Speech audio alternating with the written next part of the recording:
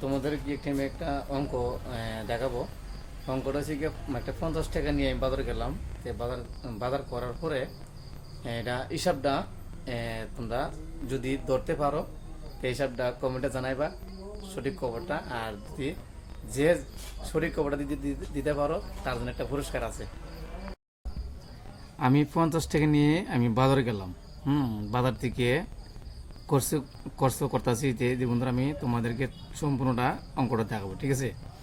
তাহলে 50 টাকার থেকে আমি 20 টাকা আমি কোর্স করলাম। 20 টাকা খরচ আর আছে কত আছে 30 টাকা জমা না? তাহলে 30 টাকা জমা আছে। 30 থেকে আমি 15 টাকা খরচ করলাম। 30 থেকে আমি 15 টাকা খরচ করলাম। আর হচ্ছে কত তো আরও 15 টাকা আমার পকেটে রয়ে গেছে না? তাহলে আরও 15টা রয়ে গেছে। তাহলে 15টা থেকে আমি আর 9 টাকা খরচ করলাম। 15টা থেকে 9 টাকা খরচ করলে আর রয়েছে কত? 6 টাকা। তাহলে আমার পকেটে আছে 6 টাকা। 6 টাকার আমি চকলেট লইলাম। 6 টাকার চকলেট আমি কিনে নিলাম। আর পকেটে আর কত আছে? নাই, জিরো। জিরো, আমার আর টাকা নাই। তাহলে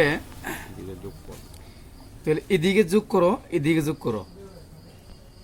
তাহলে এদিকে যোগ করলে আমার কত হচ্ছে? 915, 915, 15, 30 আর 20, তাহলে 50। হ্যাঁ, তাহলে এদিকে হচ্ছে আমার 50 পকেটে আমার জমা হয়ে গেছে। আচ্ছা, তাহলে কষ্ট হয়েছে আমার, কষ্ট হয়েছে। তাহলে এদিকে যে টাকাটা দেয় এই টাকাটা দেখুন তো, হিসাব করে ভালো করে। এদিকে টাকাটা ভালো হিসাব করতে হচ্ছে। 9 আর 6 আর 15 কত? 21। 9 আর 6 আর 15 21, আর ঋষিকে 30, তাহলে কত হয়েছে? 51। আচ্ছা, একটা টাকা করতে গেল। 1 টাকা কেমনে বাড়লো বন্ধুরা, আমার একটু কমেন্টে বুঝিয়ে দাও। আমার তো মাথা ঢুকতেছে না।